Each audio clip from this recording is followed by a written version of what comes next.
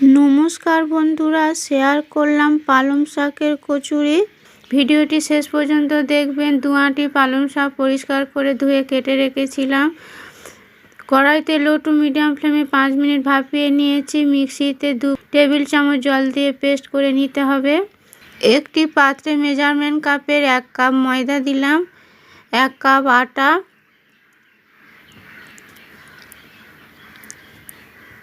পালং শাকের পেস্ট দিয়ে দেব। শীত যায় বন্ধুরা, একবার এইভাবে পালং শাকের কচুরি তৈরি করে খান, ভালো লাগবে। 2 চা চামচ চিনি, স্বাদ মতো লবণ, সামান্য পরিমাণ হিং, সামান্য পরিমাণ কালো জিরা ভালো করে মেখে নিতে হবে।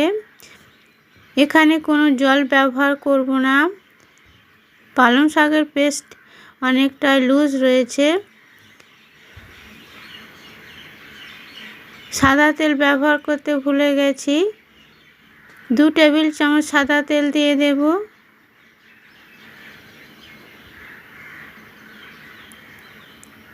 এইবার ভালো করে ঠেসে ডো তৈরি করে নেব। ডো তৈরি করা হয়ে গেছে। ছোট ছোট লেচি কেটে গোল শেপ তৈরি করে নিয়েছি। বেলন চাকিতে সাদা তেল দিয়েছি। এইভাবে গোল শেপ করা লেচি কচুরি তৈরি করে নিলাম। কড়াইতে সাদা তেল দিয়েছি, তেল গরম হয়ে গেছে। তৈরি করা কচুরি দিয়ে দিলাম। লো টু মিডিয়াম ফ্লেমে এইভাবে ভাজতে হবে, খুব কম সময় লাগে। এইভাবে একটু কালার চেঞ্জ হয়ে গেলে উল্টে দেবেন। উল্টে পাল্টে ভেজে নিতে হবে। এইভাবে সব কচুরি তৈরি করে নেব।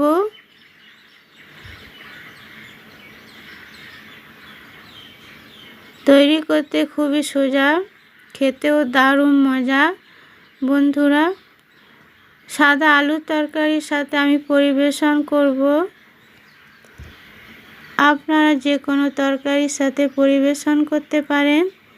এইভাবে সব কচুরি তৈরি করে নিতে হবে। কচুরি তৈরি হয়ে গেছে। সাদা আলু তরকারির সাথে পরিবেশন করেছি। ভিডিওটি শেষ পর্যন্ত দেখার জন্য ধন্যবাদ। আপনারা ট্রাই করবেন, আশা করছি আপনাদের খুব ভালো লাগবে। ভালো লাগলে লাইক, শেয়ার, কমেন্ট করবেন। নতুন বন্ধুরা সাবস্ক্রাইব করবেন। ফেসবুক থেকে দেখলে ফলো করবেন। নতুন ভিডিও নিয়ে হাজির হচ্ছে আপনাদের কাছে। নমস্কার।